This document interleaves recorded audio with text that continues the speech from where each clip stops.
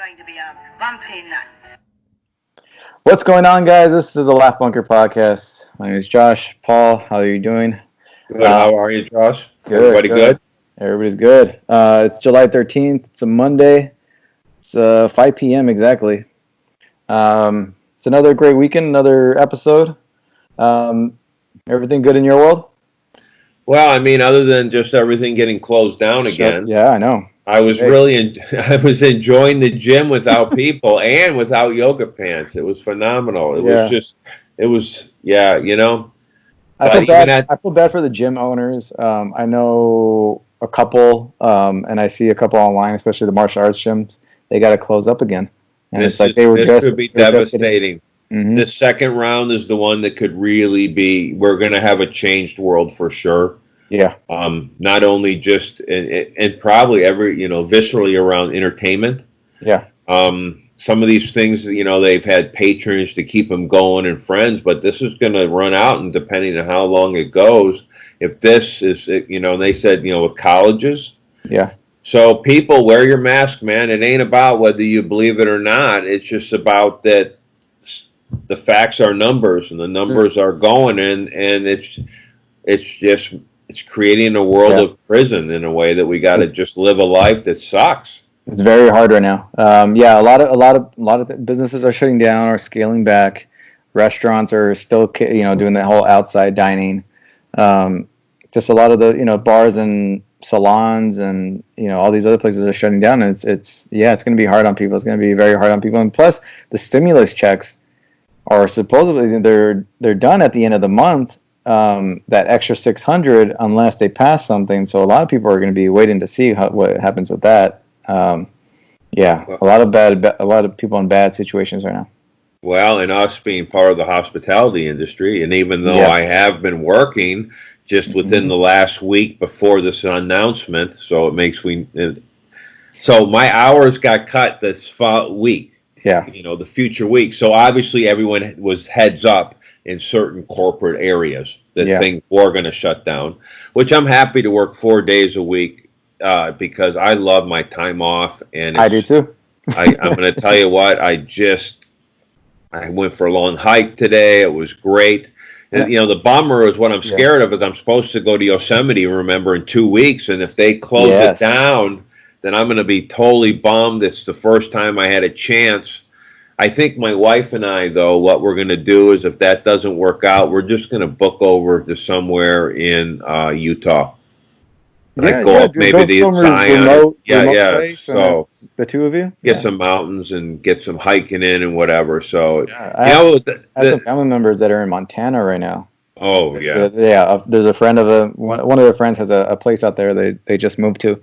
It's mountain ranges, and you have like the lake, and it's just. I'm very familiar. My best friend in Chicago, the guy who really, it's funny. I got him hooked. I took him on Rainier one time, and then he got all strung out on hiking. He did the Pacific Crest Trail, but him and his wife are leaving on Friday to go to Montana to go to Glacier National Park, which is up north, and hike through. So the pictures I've seen, I've not been there personally, but everything I've seen, it's awesome. Yeah. There's not a lot of people, which, I have to confess a sin here. When I'm hiking, and there's been a lot of people lately. I enjoy hiking because it's my time of just by myself. I'm with God. I'm with my brain. I enjoy it. So I tell people like, there's been rattlesnakes. And, the poison oak is huge. You got to have long pants to go up there, or in the bears. And I kind of freak out. Not people I know who are hardened hikers, just people I know who, are going to graffiti. And, I just went up to play Portuguese Bend. Do you know where that's at? It's over. No, I've never been there. I don't know where that is. Near Palace. Was it Paso Robles or no? Is it near? I don't know. You have Trump's golf course over there. It's right off the beach area. Well, I've never golfed there, so I have never been invited, so I can't tell you where it's been. The hike was okay. The hike was pretty easy up to the top, but we decided to go down these really steep little dirt trails all the way down to the PCH, and then you go across the street. You cross PCH. How much mileage is that? Probably there and back. Was it? We're probably around 8. Like, up the thing, down to the beach area, back up. You see a lot of people or anything? Yeah, there's quite a few people. Not a ton, but a good amount. I'll say only a quarter of them wearing masks. Do you have to pay for parking there, or no? No, a lot of people park on the main street. There's a lot of really nice, rich houses up in there. So you park on the main street that it's on. I'm sure they love that. Yeah. and then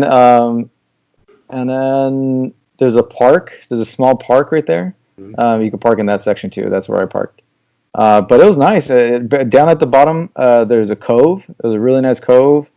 I saw the picture. Yeah, I jumped in the water. It was gorgeous. How was it? Was it cold? No, it was pretty good. It wasn't too bad. No, it was really nice water. Really nice temperature. Jumped in the water. Haven't been in the ocean in 2 years probably. Yeah, well, I can't tell you the last time I was in the ocean. To be honest with you. Well, I can't. I'm not an ocean guy anyway. I don't like. Oh, I grew up swimming. My wife and I, we used to go to Fort Escondido. I used to surf down there. I love the ocean. It's just that, you know what? When you live out here, you just get weak. You take it for granted. Not just for granted, but okay. So we lived in Chicago. So we lived a quarter mile from Lake Michigan.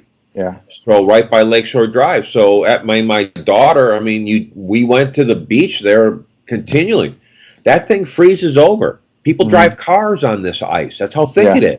Yeah. So when you come out here, you're like, why is everybody, being scared or whatever? But now, after living here for 13 years, the water's cold to me. And because I had skin cancer, I got, I don't go to the beach anymore. Even when I hike, I got to wear a lot of sunblock or whatever, and it's crowded. We used to hang out at Venice all the time. Yeah, I got burned. I got burned right here. Yeah, it wasn't too bad though. One time in college, it was some midterms or finals. I don't remember, but anyway, we had we'd been screwing around. It was time to get the shit done, so we were up all night, finishing. I think it was accounting projects that we were finishing. We were cheating because we were just copying. We got someone who had done, accounting is built on weeks and weeks of lessons and learn, and then the final project is like you did accounting for a business for a year. You know what I mean? It's like so we were all cheating and whatever. So we got it done, and we partied like a maniac. And I'd gone to school down in Missouri, and it had been kind of warm. It was a warm February day. Well, we went out and laid out. I fell asleep, and I laid out there for like 4 hours. And literally, man, well, first I was called lobster for about 2 weeks, and then when it peeled, it was like potato chips. It was so. Have you ever been burned like that? Where it peeled like that? Feels. Yeah, I'm starting to peel just a little bit, but it's not that bad. Not as bad as I expected. Look right. You look tan. Yeah. I was lotioning up with really intense what's it called, Lubriderm or Eucerin or some shit like that. But yeah, I was doing a lot of lotion. Yeah, I was trying to really knowing the names of that. You saying those names is very unsettling. Yeah, I know, right? Like I felt dirty for a minute. Yeah. I don't mean that in a weird way. Yeah. But anyway, so it looked cool. Now you took a picture of a rattlesnake. I saw. Correct? Yeah. We were talking because you were talking about seeing a mountain lion on your last hike. Got to see a rattlesnake in person. It was probably a good. Maybe 14, maybe 15, almost 20. I would say 20-inch. Well, you know what? That's a young. It didn't have a lot of rattles, did it? No. It didn't have a lot of rattles. Well, those are the most dangerous. Yeah, it was probably because they're not from what I read, they're not they're not a control of their venom, so they'll pump a lot of venom in you. Have you ever Googled what happens when you get bit by a rattlesnake? No. I can imagine swelling, but the swelling is so intense they have to cut the skin because a person's own skin becomes a tourniquet. And it looks like sausage, like bratwurst, I guess would be the closest if I was going to go Chicago sausage, but that would be it. Or Polish too, but not on a grill, more in water. This was like a 20-inch probably rattlesnake. It was crazy. I know and it was funny because we had just spoke. Me and I think I was talking to who was it there? I think it might have been Chris. We were just talking about seeing a rattlesnake. No, it's Corey. We were just talking about seeing a rattlesnake, and then like 2 seconds later, this slithers right across the trail. It was pretty big, man. It was pretty something to see in person. I've never seen one in person. Oh, really? Aside from maybe the zoo, but never seen one on a trail. We used to catch these. I used to go to this lodge, and there was a lot of guns involved. It's a long story, but anyway, it was in Missouri. But I went out with guys a couple times that would catch cottonmouths. And I'm going to send you. I have a picture of me holding a cottonmouth that's probably 45 inches long. I know their heads are. The head was huge. Yeah. But you know what? When people always now, I've seen a lot of snakes in my life, and I saw snakes in South America and saw snakes in Central America, and in America, poisonous snakes. And when people go, "Oh, is that poisonous?" I've never in my mind not looked at a snake and go, "Oh, is that?" The poisonous snakes have there's no doubt. Yeah. And I've never seen a coral snake, and they say it still has the kind of a mouth like a gardener, and the fangs are deep and have to chew. But when you see a viper, when you saw that rattlesnake, you never saw one, but you said that's a rattlesnake, yeah, right? A rattlesnake, yeah. You know there's something not right. Yeah. So would you like those snake charmers, the ones with the ones in like maybe India or whatever, where they have the cobra? Would you ever do something like that in like as a job? No, like an orchestrated, or like if you're attending something, you say you're there, and then they had you come out in the crowd and like, oh, pet the rattlesnake or pet the cobra, would you? If I'm in India, I'm probably on some serious substances, so I can't say what I would do in a country that's known for some serious kush. And so no, I can't say. But I was thinking if you get bit, you go to the hospital. Snakes don't scare me. Spiders freak me out, and they look ugly, and they just. When God says you're going to be a spider, you pretty much know you're a loser because everyone's going to hate you forever. Yeah. And even walking, I hiked this morning. There's the spider webs, just even on the trails, was continuous. I just don't like it. But snakes, there's something majestic about them. Yeah. I don't know why. Because some of those snakes, like the pythons over in Burmese, what are they, 50 feet, 60 feet long? Who knows, So, and they, if you stay away, but the spiders are always in the dark where everything we talked about last time lives. Everything evil is in the dark, yeah. It's in the dark. Yeah. So why wouldn't they be there? Yeah. And you guys have, it's funny because we don't have, I never saw a black widow spider till I came to here. Oh, there's tons. I've killed a lot in my life, yeah. But in Chicago, I never saw. I don't think I ever saw a poison spider ever. And growing up my whole life ever. So I don't mind. I like killing bugs. And out here in the backyard, I'll go in the backyard and I'll run into like a spider web, and then the next morning it's back up again, and then it's crazy. And then the black widows are pretty fast. I don't know. Have you ever killed a black widow? No, maybe I know I really haven't, to be honest with you, because the only times I saw them was when I was a carpenter, and so they were in areas in people's garages. We might sweep them over, but I don't know if I would. They're nasty, man. They're nasty. I've killed a bunch, but they are super. Out of all the spiders I've killed, black widows are probably the toughest because they are super quick. You know what? When you do see them, with the snake, you don't go, is that a poisonous spider? Yeah. Oh, I don't know. Let's pick it up. No, you just don't. I've seen the brown widows. No. They're a little bit larger, a little bit like thin, leaner. They have just as scary. They're brown and like kind of like dark brown stripes. Are they poisonous? I'm not sure, but they do have the hourglass on them. They have I don't know if I've ever seen that. Yeah, they're like I black. mean, I don't even stare at them. I mean, when I get near them, I move away. I mean, that's how I have bad.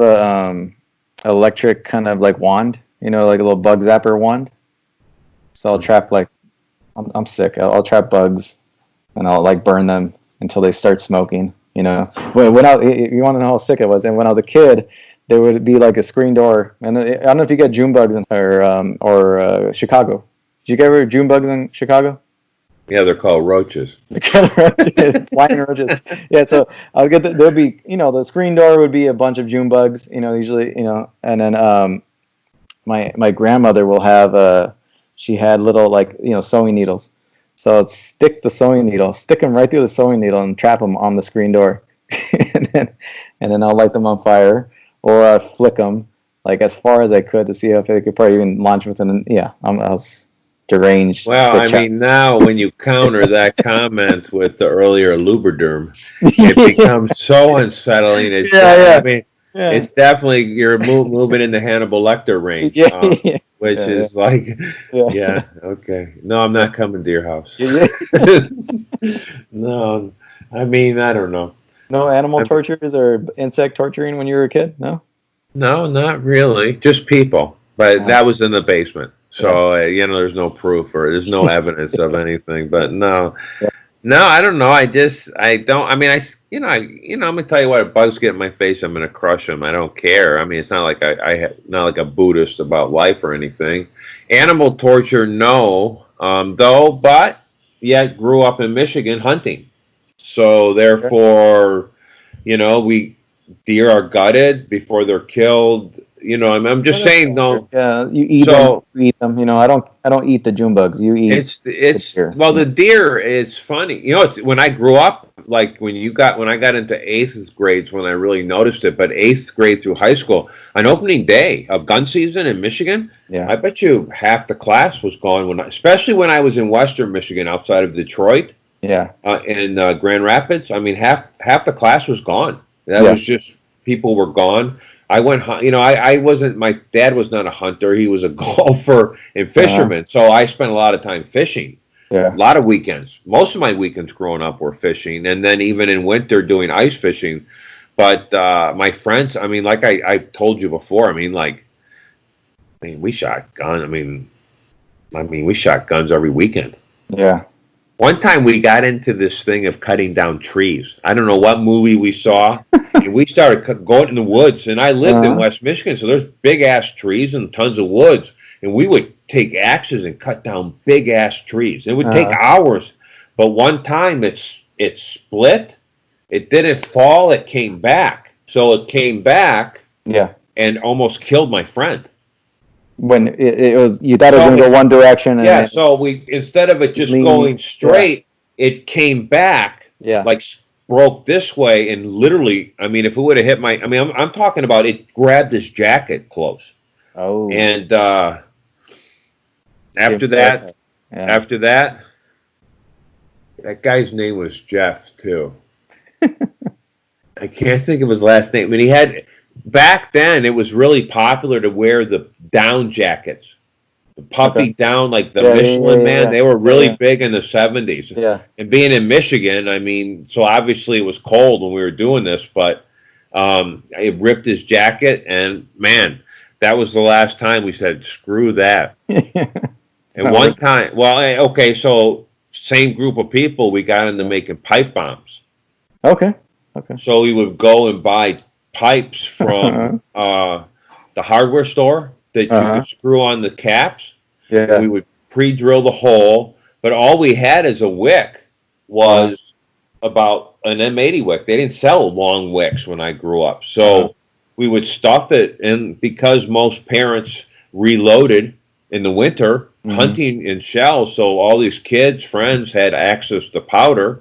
So we would make these bombs and some of these bombs would blow a tree Yeah. about this big in half. Now your pipe bomb making. puts my bug torturing to shame. But I wasn't attaching it to people, and I haven't done it in years, and there was no screaming. Yeah. And Did Jeff become the Unabomber? Is that what it ended up being? no, it was just we got into this Yeah. thing. We grew up with massive. I mean, I know you heard a lot of fireworks over the 4th, but we grew Yeah. up with massive fireworks and stuff. It was just Yeah. a different time. I mean, I remember on my 14th, when I was It all 14, sounds fun, dude. celebrating It all sounds fun. the bicentennial. And you want to talk about things blowing up on that day? I mean, every neighborhood, at least where I grew up, was living. It was a war zone. Mm-hmm. I mean, we all would drive down. Our parents would drive down to Ohio, cross the border, pick up the fireworks, and then bring them back up to Michigan because Yeah. they were illegal when I grew up. Yeah. Were they legal ever here? No, I'm not nothing. talking Nothing. about Nothing. not those sissy fireworks they're selling in those white trailers. I'm talking Yeah. about the mortars, the skyrockets, No. the No. M80s. It doesn't stop people from getting them. You know, we live close enough to Mexico, so they just or Canada, and they just ship them on over and smuggle them in. So it's Saw like, those fireworks in Mexico in Puebla when I was Yeah. there for one time. they're the best And they down were there. made They're out the of best. cardboard, or they're made out of newspaper, and they were triangles. Mm-hmm. They were pretty loud, though. Yeah. I mean, They're- you wouldn't think they would be that loud, but we Yeah. used to even get the half sticks. In fact, Yeah. we had this guy in Chicago where I worked. Yeah. I don't know where he got them, but anyway, he brought these half sticks.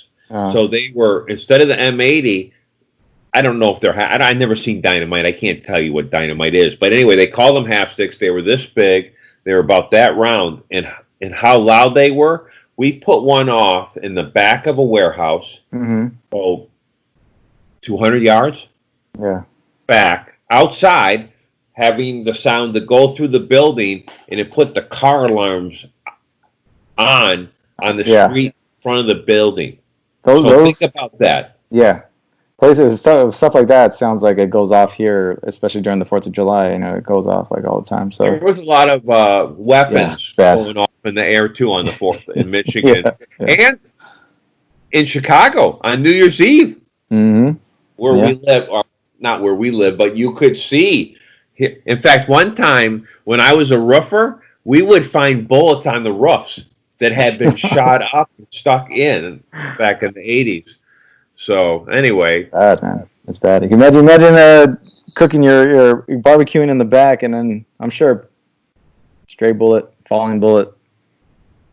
well, you know Smack it's somebody on top interesting. of the head. When I was in Chicago, I built porches when I first moved there, back porches, because those were considered fire escapes, and they had to have a full redesign because one time I had a big barbecue party. They had 50 people on a deck, and it crashed. And sadly, I mean, there was multiple deaths. Oh, really? Wow. Because Yeah. both levels were filled and it fell in, Oh, and it changed everything yeah. with building, at least in Chicago and stuff. But That's crazy. Man. anyway, everything's going good, and Yeah, everything's going good. we're So watching. let the people know that today's episode is we're discussing the movie Almost Famous. And corresponding music, obviously. Some music. So we get into some music right now. I don't know how you want to start with the music. If you want to list some of your top favorite bands or some of the last few concerts that you can remember going to. Well, at my age, I don't go to concerts because I fear if there's going to be bathroom accessible. But the last concert I did go to, or the last show I went to, was. Have you heard of this place called McCabe's in Santa Monica? Can't say I have. It does sound familiar. This goes back to Bob Dylan. They Okay. have a stage in the back, and we're going to do a show with music, but we're going to bring my friend on, and a teacher friend of my wife's, Mike Sifter, because nobody knows music like him. Okay. He has a hallway of CDs made. In fact, he just told me the bands he's gone through during the quarantine. Yeah. He's followed full catalogs from first song all the way through. He turned me on to McCabe's. He also took me to see Bruce Springsteen, which I Oh, had nice. never seen, and it's Yeah. not that I'm a big fan of all of Bruce's catalog, if we're going to Yeah. talk catalog, but he gives 100% for his show. Okay. Yeah. So I would have to say major concert. My last concert would be Bruce Springsteen. My last show would be The Alarm, which was a Alarm. band from the '80s. It Okay. was also the band I went and saw. They were kind of a band that they were kind of spiritual based, and Uh-huh. yet they were best friends with U2. They opened for U2. They also opened for Bono at the Uh-huh. Riviera in 1986. I took my wife, or future wife, to our first date to see the show of The Alarm. Yeah. They were just badass. I followed them through different eras. So anyway. The lead singer played by himself Mm-hmm. at the caves and found the history. When I heard the history and how he became out of the whole punk rock, and he got advice from Johnny Rotten, Yeah. the Sex Pistols. So anyway, that being said, that would be my last. My first show would probably.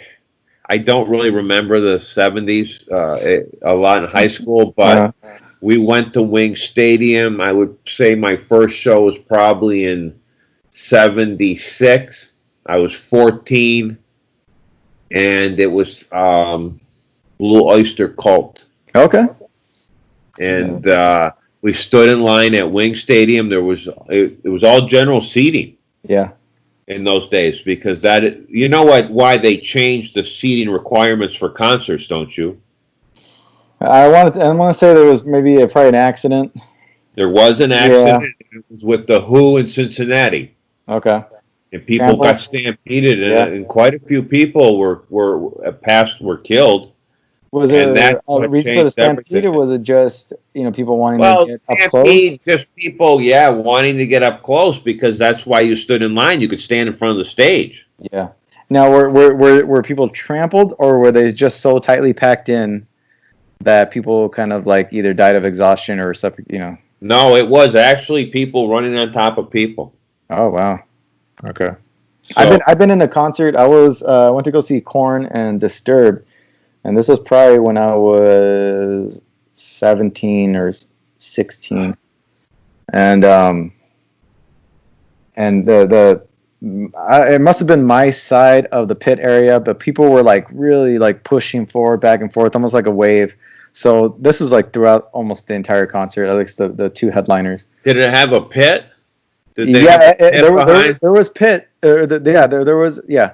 But from what I can see, I was tall enough to be able to see to the other side, and it didn't look like they were struggling as much as us.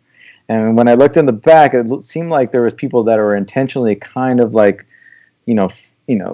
like a small group that were just trying to intentionally like push people like back and forth as a wave on our side. So after a while, it got really exhausting, and it got really, really almost to the point where I felt like I needed to get out of there. If not, I was going to pass out. Because, Oh, really? yeah, because you're struggling to, keep your footing, and you're struggling to like stay, like you're so packed like a sardine. And obviously in trying to enjoy the music too, and it's just a lot of like body heat and a lot of like, motion, and it got pretty bad to where like I got out of the car. When we left the venue, immediately went to go get some waters, cramped up in the car. Like it was that bad. I sweated so much. It was. I felt like I was probably gonna pass out. It crossed my mind to ask one of the bodyguards, or like the security people, to like just get me out of here. I got to like pull me out of this freaking like, this tightly packed group. It's crazy. Definitely. Okay, we're going to have to carry on the music show to next week Yeah. also, because this is too brand, and it's funny because I don't listen to music anymore, Mm-hmm. and I listen to a lot of podcasts. I listen to a lot of more on the road. I listen to a lot of podcasts. I listen to music still. I put on the Beatles today. Today was a Beatles day. Okay. Well, that was my first. That was my first album. Oh, really? Because I had aunts that were older than me. Yeah. So, and that was back in the 60s. I was born in 1962. So my first album ever owning was Magical Mystery Tour. It was a gift from my Aunt Geraldine.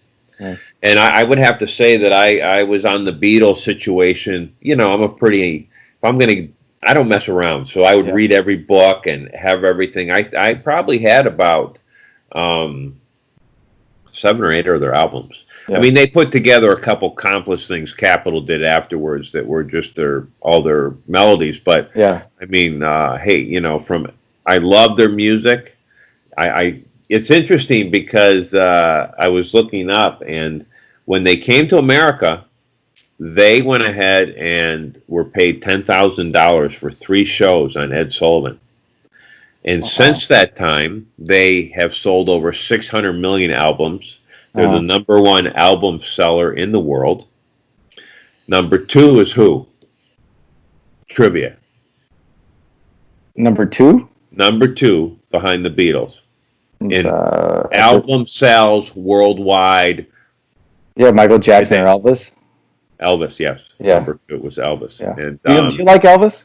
Are you a fan of Elvis? okay, obviously not the younger stuff, the 50s, not taken away, but he put out an album in the 70s, and I don't remember the name of it. And it was in response to the Beatles. And he sang a couple songs with his wife at that time, Maria Presley. Yeah. And I'll tell you what, it was more just from the heart, and I don't know the name. And you know what, I will even find a picture of it and put it up on our blog. Find a picture of it because it's just I have a lot of Elvis stuff here. Really, I was given a lot of. You know, it has the song "In the Ghetto" on it. Famous song that him and his wife sang. That's the album. That was the big hit for him, but it was an album in response to the rise of the Beatles. Yeah. Whether you like the Beatles or not, it's like in Michael Jordan or not. It doesn't matter. It doesn't matter. You know, I mean, they came in at the right time. They put out 13 albums in 6 years. Yeah. Every one of those albums are kick-ass. I mean, they couldn't even tour anymore. They were too big to tour. So, no problem. So, okay, my first album being that Magical Mystery Tour. Okay. Got that probably 1970. I was probably 8 years old. Then they had the K-Tel Records, 10 albums for $1 or for 1 penny. And then your parents had to mortgage their house to buy the rest of the albums in the contract. Yeah. You know, so that's when I branched off to the Guess Who, I think some Doobie Brothers. Those penny ads or whatever where you can get a ton of albums for. Yeah. I remember those. I think they stopped doing them because one, it was like people were financially getting affected by it, and then another, I think people found loopholes, maybe charging the stuff to other people's, like putting a different address that wasn't theirs, and then just collecting the CDs, and then that person, whoever's address is on there, gets billed. Okay. So when I started, there was no CDs, just so you know. Okay. There wasn't even 8-track tapes. Okay, you just got albums. But well, now those are back in, so you can. So what was your first album then? First album,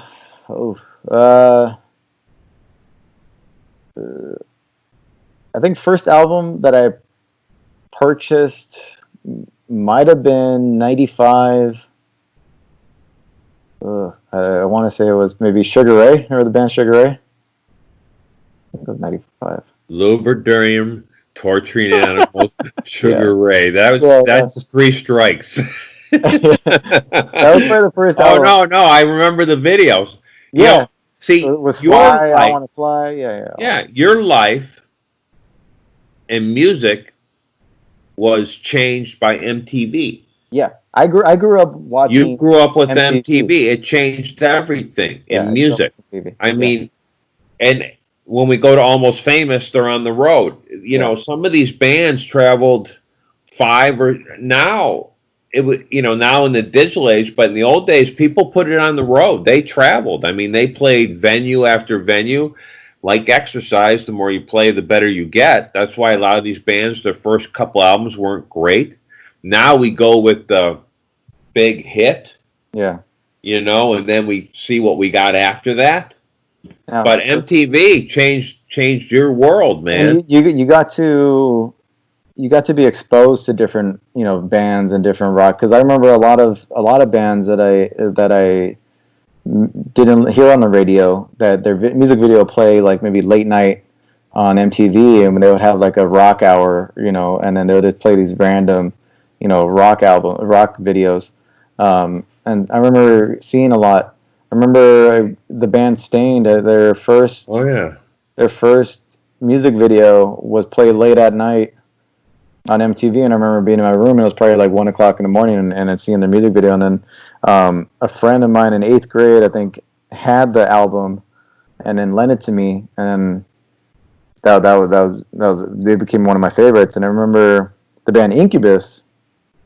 I think the first time I saw their music video was on a class trip, and we were staying at a hotel or motel, and then their music video came on the TV, and then that was the first time I ever heard them. It's funny. So, okay, in my era, Yeah, we were introduced to bands. There were no bands on TV. They didn't show pictures of rock bands in Michigan, in Detroit, or in Grand Rapids. So we got it through the magazines. We got it through just going to the concerts. And the radio was everything. I mean, the radio was everything. I mean, it gave you your music. You knew the venues. You know the concerts. You had to buy your tickets, there. Yeah. And the tickets, by the way, so I saw Led Zeppelin. And you would have to say Led Zeppelin would be one of the top greatest rock bands of all time. Is it the greatest party rock band? One of them? One of them, for sure. Saw him in '77 for $10.50. Yeah, and drove across the state. Yeah. From Grand Rapids to Detroit with Bill Bourne in his Nova. Yeah. Got home, and my mom was waiting in the bed for me. And I was grounded till I was 18. But anyway, going back, sorry. No. Last concert price. What was the last price you paid for a concert? The last one I paid for a concert, it was a rap concert. So this was probably like maybe $25. But the one before that. Okay, substantial artist. Yeah. Well, it depends on what it was. Well, one that I'm actually stuck with that I can't get my money back because, obviously with the pandemic, everything's canceled. The Eagles. I paid. Oh, really? Yeah, I got $300 for two. When was the concert to be? The Forum. No, but when was it supposed to be? September. Yeah, September. I had 3 lined up. I had this August 2nd was going to be Deftones, and then September I was going to see Disturbed and Stained.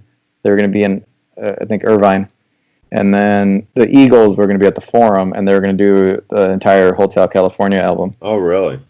And then, but yeah. Isn't one of the Eagles, didn't one of them die?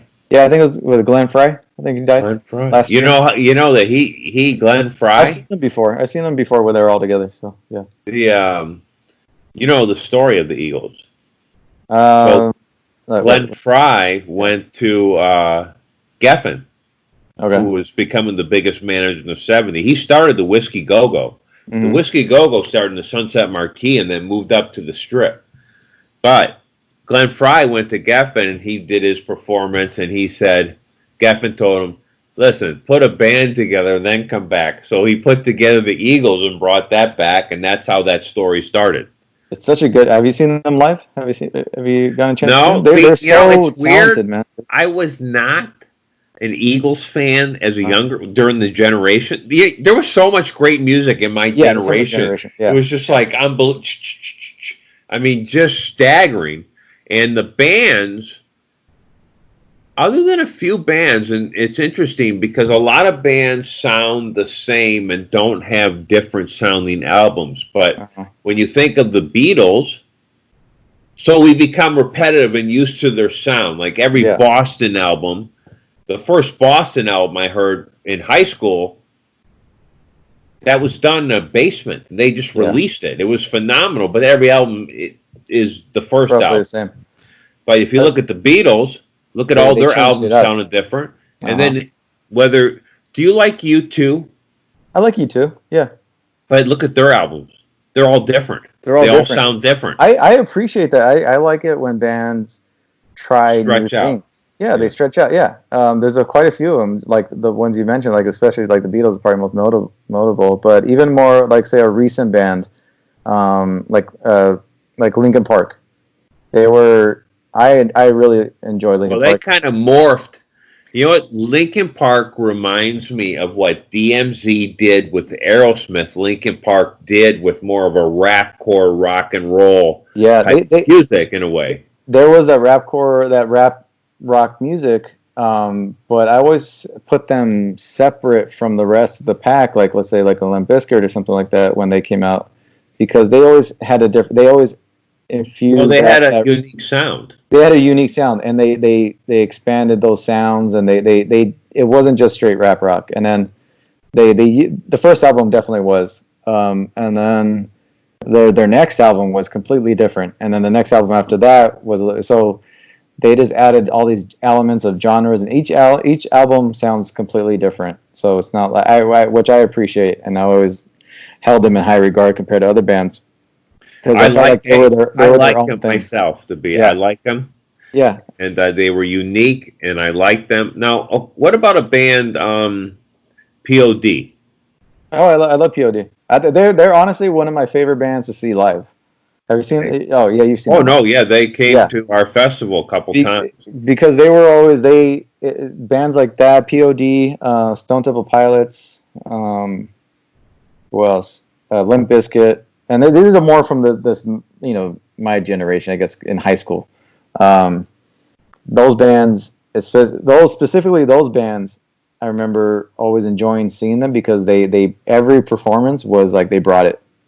They like it wasn't like there was no off night, or there was no boring. They brought the feel of the album onto the live stage. You know what I mean? It's like they worked the crowd, everything. Well, when I saw Bruce Springsteen, and like Yeah, I said, I wasn't probably the biggest fan of all his catalog, but he brought. I mean, he was. I saw him. He was probably 62, yeah. maybe 60. I saw him at in Anaheim, where the Mighty Ducks play, whatever Okay, that yeah. The amphitheater is. Honda Center. Yeah, Yes, and he played for 3 hours without stopping. yeah. I can And appreciate that kind of stuff. and he gave it to his fans, and the Mike Sifter, who I'm talking about, the sound guy or the music guy, Hmm. he took us there, and he follows them all over. He went into Broadway and saw that play. Hmm. The Bruce Springsteen did a play on Broadway with music, Yeah, and so he even went. That's how much fans they are. So I appreciate that 100%. yeah. Question for you: when you hear a song, does it put you in the same? Are you transported back in time at all? I mean, is there a Yeah. couple songs that put you exactly at a weird moment? And what Yeah, are there are they? a couple of songs or there's a couple of like bands to where it's almost like I still love the music or whatever, but it does take me back to that time, and sometimes you Okay, just so I give don't me the like top one. top one. Um, Putting you on the spot, of course. I don't know. I don't know. I mean, like a favorite of mine. Yeah. Ugh. You could do okay just for the sake of it. I would say like let's say Linkin Park. They would always remind me of college. Like Okay. they were like But the did you sound. hear them in college? I did. Okay. I So had their albums on loop I in college. understand. And I felt like creatively, it was just the perfect background noise. Like I started the like podcasting with it, with them in the background. I used that music at that point in my life for college and for like my creative outlets.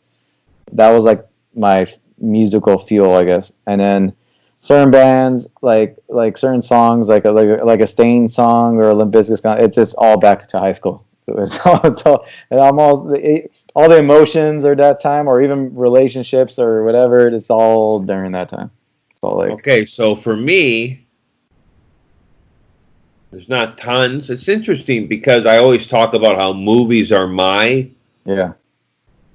transportation. I mean, when I can remember every time I saw a movie, what happened, and music and movies, which we'll talk about, Almost Famous, put me in this, put me in a place. Yeah. I know who I saw that movie with. I know what was going on. I don't forget those moments, and maybe that's just how my brain goes. But I would have to say that this Police song, "There's a Black Spot on the Sun Today." Are you familiar with that? No, no, no, I don't think so. Probably not. Anyway, so he that was puts me back to lifting in Springfield, Missouri, with Tom Gear and Tom Hmm. Olson, two guys from Minneapolis. And every time I hear that song, I'm just transported back exactly to that same gym Yeah. in Springfield, Missouri in the 80s. So it'd be like 83. And Yeah. then I remember hearing Boston in high school and different things. But definitely, I use music to write. No. So if I have like I wrote a pilot that dealt with in the late 50s, early 60s with African Americans in a hotel, Yeah. I listened to all Motown, but mostly Diana Ross. My Okay. mom was a big Diana Ross. So Okay. I grew up in Detroit, so my Yeah. mom was a big Motown fan. My dad was a big jazz person. Yeah. I think around my house, I grew up around a lot of my family, like my aunts and uncles all lived in the house. They were all like maybe 10 years older than me or so. Um, especially my mom's younger sisters. But they were all, yeah, a lot of No Doubt. You had a lot of like, 80s rock. My mom loved George Michael. Um, you And know, Wham, the, George Michael yeah, after Wham, Wham. both. Um, every time I see George Michael or hear one of his songs, though, I think it reminds me of my mom because that was always like one of her favorites.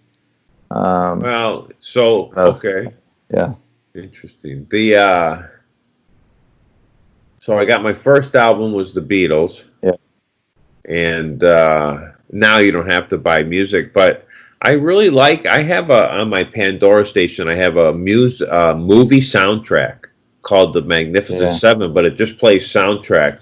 In fact, that famous and I can't think of his name, but that famous Italian composer who did all the westerns, he did all the Clint Eastwood movies. He just Uh-huh. passed away a week Yeah, ago. yeah, yeah. I just saw that. Yeah, And talking about passing away and a great transition to movies, we must talk about, of course, Kelly Preston, who Kelly passed Preston. away, Mm-hmm. John Travolta's wife. That was Uh, sad. Yeah, did you happen to meet her, know her a little bit? oh, yes, Yeah, I worked for the Travoltas, well, mainly for John, but worked for them for off and on for 2 or 3 years, almost yeah, 4 years. Knew her really well. yeah, She made fun of me a couple of times, but she was a very gorgeous woman, and yeah, so I yeah, would say I was knowing them probably. I was working for them probably 8 years ago, yeah. and just lit up the room. And of course, growing up, um, uh, twins. Yeah. Um, she was the girlfriend, first She love was the of girlfriend. Mm-hmm. Arnold, and we all fell in love with her then. Of course, Jerry Maguire. But Jeremy she was Maguire. a very great mother, and she always was so kind to me, as everybody, as Yeah. John was also totally cool. I texted him today and gave Uh, him, told him that we were praying for him and his family, for also Ella and Benjamin, and they, ever since I've worked for them, every Christmas I get a box of Chicago pizza hmm. and cheesecakes and hot dogs every year. So they've been very kind. But yeah, just only 57, Yeah.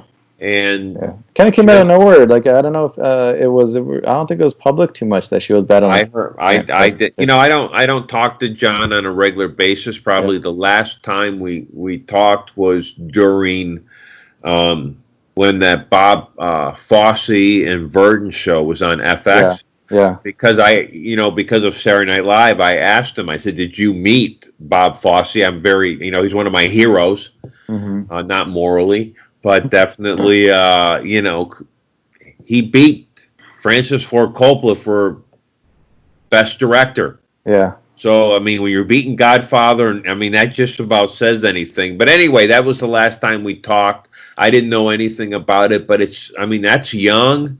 She Super was, young. She seemed she's one of those people that seem very genuine, very like how you said, very kind, very nice person, and it came off that way in her public appearances or movies or interviews or whatever. So it did come out as like a I genuine. have nothing Yeah. but they invited us to the premiere of Savages. Yeah. We're hanging out with them and Salma Hayek and Oliver Stone, and it was just, I mean, as a lover of film, Yeah. it was a spectacular event, and they were very kind, and she was definitely the glue of that family. Yeah. Yeah. And I've seen ever since the '90s, been or '80s, I've been seeing her. well, do you know who her former boyfriend was? No, who did she date before? Charlie Sheen. Did she date? Yeah. Okay. Charlie Sheen shot her in the foot. Oh, really? No, I mean, I'm just saying that was a different time Yeah, in it the was a different 80s, but time. Yeah, so yeah. she went from there, and I'm sure that's where a big part of Scientology came into Yeah. her life for stability, and she Especially with was Travolta. the glue. I felt the strongest, or the glue of Scientology. I was indoctrinated, obviously, Yeah. in Scientology working there. And no, it was just, it's funny. Do you know what one of the major rules of Scientology is? You Do don't. not procrastinate.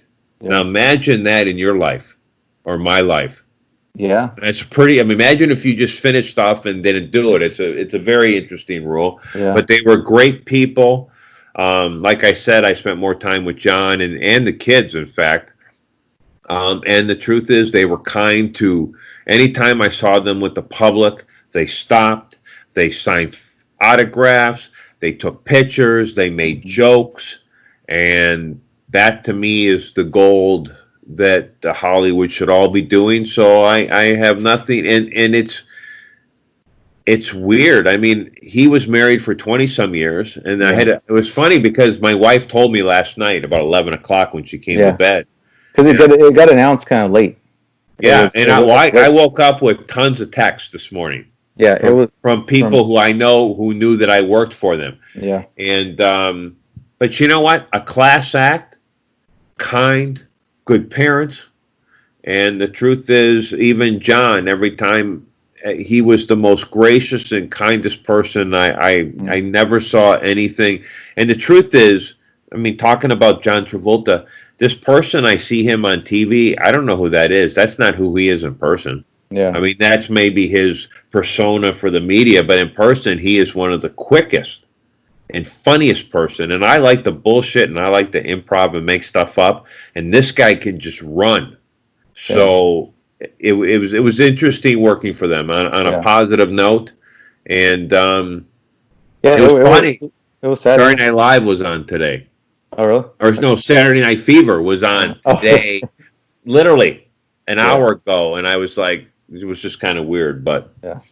anyway, Yeah. this, Yeah. we hope that we just want the best for the family, and we're sorry for their pain. Definitely. Especially now, there's a lot of it's a hard time right now for people, just not just with the pandemic, but then you're seeing a lot of just a lot of, it's very negative and a lot of like sad stuff in the world, and even with just even celebrity to stuff. die during this time. I know. I mean, you're isolated as it is, and I mean, it's just she probably has a big family, and I mean, it was a hard time, and so young. I mean, it's funny when you're old. When I was growing up, like people in 30s didn't look like you, dude. When I grew up, you understand that, Yeah. right?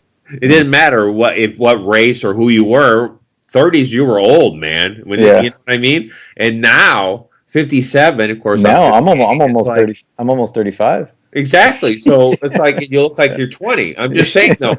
It's Yeah. so different. But for someone to pass away at 57 is so young now, comparatively. Super young. Yeah. And a great person. And like we said, we hope the best for them. Yeah. Hope the Always. best. Yeah. It came Because it came out of nowhere. It kind of was a shocker. And, obviously they kept it close. But yeah, pretty sad news. Positive, nice. Positive. Left a great. Very, very attractive, and I always found her to be very, I was always, found her very attractive. She embodied like almost the perfect woman in a way, and that Yeah. just there was something internal of her that was Mhm. very feminine. It wasn't even what she looked like. There was something very powerful within her, and to see her in person Yeah. was, and to deal with her in person was definitely And but very truth- natural beauty. That didn't really take much to make her look good. Oh no, Yeah, there was no surgery there, There's no. but she had the killer smile. Yeah. And she had pretty much truth is she had very killer sarcasm, Yeah. which you wouldn't know about, but I'm Yeah. the victim of many times. But I love sarcasm. It's intelligent humor. Yeah. It's the humor of the gods. That's, Like, not the god, but I'm talking about the Indians under comedy gods. Yeah. who are going to hell. So, anyway, other than that. Let's get to Almost Famous. Almost Famous before we wrap up this episode.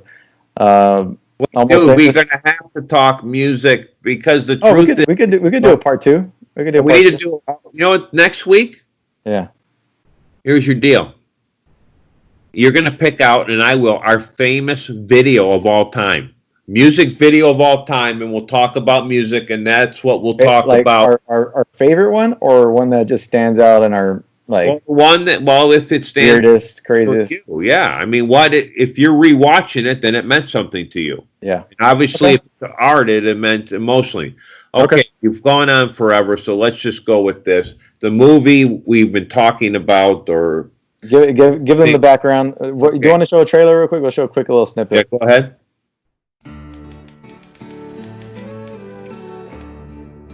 Hello. This is the music editor at Rolling Stone magazine. Is this William Miller? Yes, it is. I think you should be writing for us. From Cameron Crowe, writer-director of Jerry Maguire. If you're going to be a true journalist, you cannot make friends with the rock stars. Just make us look cool. God, it's going to get ugly, man. They're going to buy you drinks. Don't take drugs! They're going to fly you places for free. It's Bowie! You're going to meet girls. We are not groupies. We don't have intercourse with these guys. Just blowjobs, and that's it. Amen! All right, now we're back. Okay. All right, so that was It's Almost Famous. Almost Famous. Mm-hmm. Sorry, I cut you off as usual. And it's by Cameron Crowe. Uh-huh. I've probably watched it. It came out in 2000. Love it. Man. It's nominated for Best Supporting Actor. The script was nominated. It has Billy Cudrup in it. It's got Jason. I love Billy Cudrup. Kate Hudson, Patrick Fugit, Seymour Hoffman. I mean, Jason Lee. Just great. Yeah. And the music. Jimmy Fallon, who plays a executive. I just saw daughter that part today. In fact, you think Anyway, definitely good. The music, the original music for the movie was great too. It sounded like actual. Interesting. We were rock from that time. Well, Cameron Crowe's wife at this time was Nancy Wilson. Nancy Wilson's from the famous rock band Heart, where she played with her sister. It's interesting because only two movies can I think of have Led Zeppelin soundtracks. One is this, and the other one that I watched the other day, Fast Time at Ridgemont High, which was a book written by Cameron Crowe. Yeah. Almost Famous is kind of based off his adventures. He went on the road for Rolling Stone at 16 years old. Now think about you at 16 and hang out with Led Zeppelin.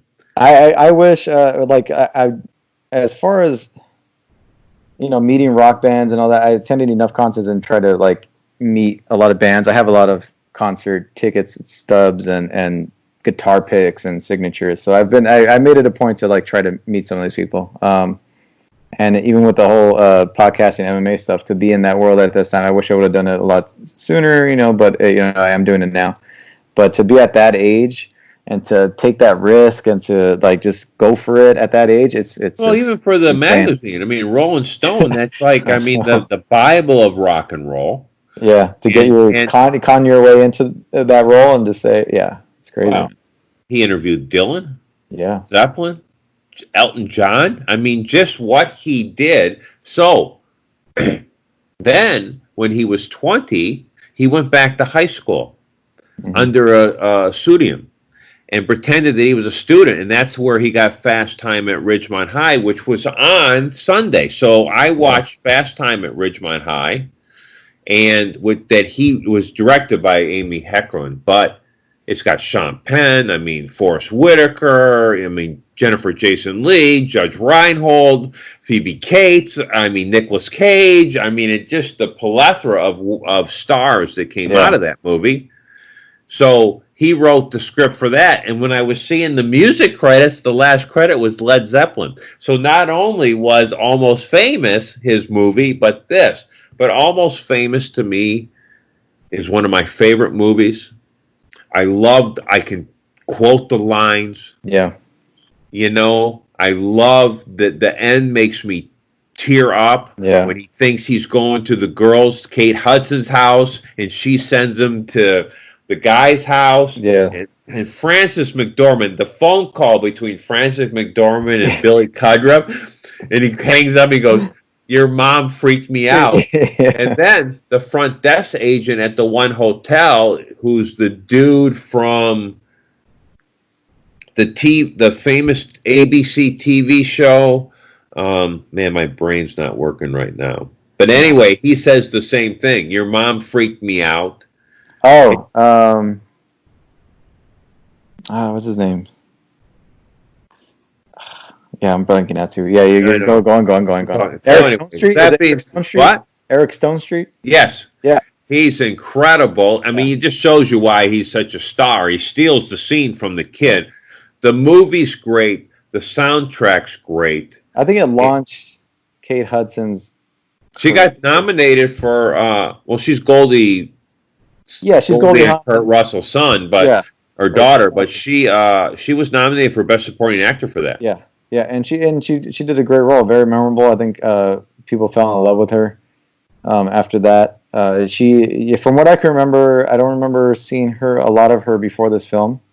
And she's pretty young in this film, I would imagine. Yeah, she's pretty young in this film. I think it launched her career, and honestly, it launched her love of male lead singers, because both of the father, she has, I think, 2 children. Yeah, but one from the Black Crowes. The lead singer of the Black Crowes is one of her baby daddies, and the other baby daddy is the lead singer of the Muse. Really? Well, going back to so she the other one, She Talks to Black Crowes. That song, "She Talks to Angels," is one of my favorite acoustic. It's one of my songs I listen to all the time. Yeah, I love that. It's funny. I'm pretty eclectic. Like, I really like Taylor Swift, believe it or not, because all her albums sound different. Yeah.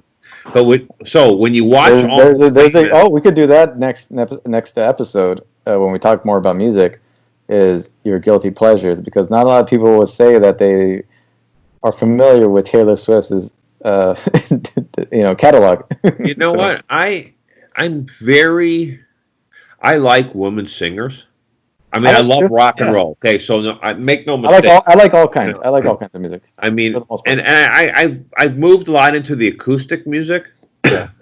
But I'll tell you another one of my favorites is Faith Hill, the country western. Okay. I love women singing country and western. Yeah. I mean, I love Johnny Cash. He's iconic. You don't take away from that and other members, but there's something powerful about a country woman's voice. I like it. I mean, yes, I listen to all kinds. I mean, I like that song. I'll tell you what, one song I really like, it's a video, and it's with Beyonce, and it's a black and white video, and she plays a cop, where her boyfriend's cheating on her and she figures it out. I can't think of the name. Man, it is so powerful. That lady, man. I know she does a lot of dance, but when she does the more slower stuff, where I see her emotion, I think she's incredibly powerful. Yeah, I really like her too. I think we both appreciate, even if we're not big fans of the person, appreciate their the level of effort and creativity. Like Springsteen, you said, it gives it 3-hour performance and like bands that you go to see live that maybe you're not familiar with their whole catalog, but they bring it, so you know it's going to be a good time no matter what. So it's like I like that kind of stuff. Also, not only video, I want your top 10 songs next week. Okay? But we need to give due to Cameron Crowe and his film Almost Famous at the end here. Yeah. It's a high recommend. I'm going to write a story about it. I really... I don't know how you cannot like this movie, because this is like one of those movies. I like the love story. Yeah. This is one of those that you have to put on, that if it's on, you watch it from start to finish, or wherever point you're starting it at, and you complete it. I have done it 5 times. Yeah. Also worth hitting Fast Time at Ridgemont High. I mean, he did Jerry Maguire, which we discussed. Kelly Preston was a big star in. Yeah. With Tom Cruise and Renee Zellweger. But Fast Times is my high school era. It's a highly recommended movie. It's worth watching. Mm-hmm. And Cameron Crowe really brings that to the table, that youthful life that I grew up with. But yet, in some ways, it's the relationships and stories are equivalent and the same as yours. The whole cast got together for the 20th anniversary. They got there was a podcast. I think James Andrew Miller's podcast had pretty much all the main cast on there. Really? Including Cameron Crowe, who's 63 now. They all got together. I mean, Zooey Deschanel, Billy Crudup, Jason Lee, Frances McDormand, everybody. Cameron Crowe, even some of the writers. I think Peter Frampton was on the podcast, and Nancy Wilson were on the podcast. So everybody got together.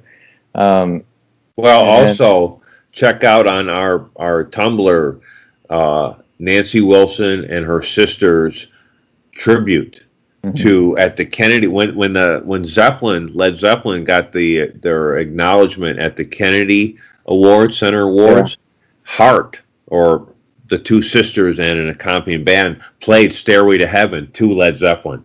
And I sent the link, and it's phenomenal. That lady's voice was staggering. Yeah. But also the guy who does the guitar. I mean, imagine doing guitar in front of Jimmy Page is that a stress level that's unbelievable? But he was phenomenal. He played it just as crisp and clean and on a different guitar, but definitely worth watching. Yeah. Definitely, this film is worth watching. Also, Almost Famous. For the casting, Meryl Streep, Brad Pitt, and Natalie Portman were all actually considered for roles in this movie over whoever got all the people who got the extra. Well, probably Meryl Streep for Frances McDormand's role. I would think so. But she was really good, though. I got to probably for guitarist or singer. I would say probably Billy Crudup's character. Oh yeah, I'm sure. Yeah, and then Natalie Portman. I would say Natalie Portman for probably Kate Hudson's.